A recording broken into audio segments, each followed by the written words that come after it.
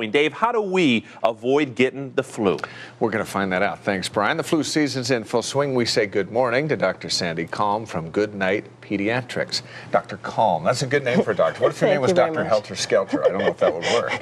That might be a little scary. Yeah. How do I know if my kid has the flu? So basically, they can have a number of symptoms: cough, runny nose, fevers, aching. The biggest thing I think is aching and tiredness. They just look like, even though they might have a sore throat and all those other things, but they're very, very tired and aching beyond belief. You've given them Motrin or Tylenol, and they're still aching. So how bad does it need to get before I put them in the car and take them down?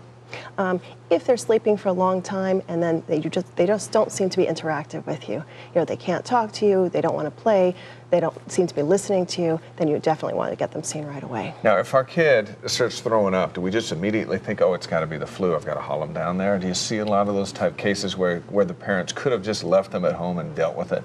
We do see people doing that, but a lot of times if you're concerned, it's a good idea to be seen because there might be certain tips that we can give to make it much easier to make you not vomit as much.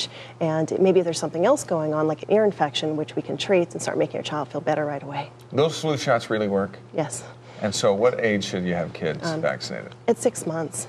But more importantly, you cannot be vaccinated under 6 months. So if you have a baby at home that's under 6 months old, everybody in the household needs to be vaccinated in order to protect the baby from getting the flu. Because if the baby gets the flu, they're the one that's most likely to wind up in the hospital, wind up in the intensive care unit, and suffer consequences. What's the flu month? This month and next month, and then we're out of it? Or basically, what's the window? December through March is the biggest window here. Night Pediatrics is a different kind of service because you are open all night for parents that have got some issues with kids. How's it working? That's right. So we're open from 5 p.m. to 5 a.m.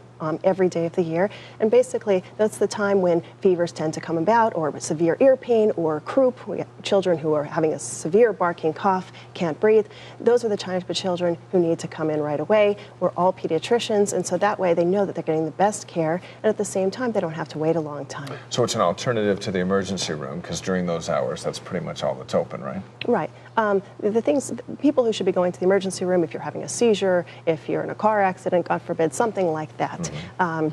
Those are the kinds of things, but otherwise we can handle most other things. And you're in Green Valley, and this has been Night Pediatrics. It's been very successful in Phoenix, and now it's been introduced here within the last year in Southern Nevada, and kind of what's the issue of getting the word out, I guess, a little bit, isn't it? Right, that's the most important thing, is to get the word out.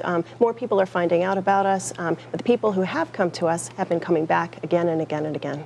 It's been lovely to see the children growing up, actually. Yeah. Dr. Kalm, very calming influence here in our studio. Thanks for being here. Thank you very much. We'll be right back.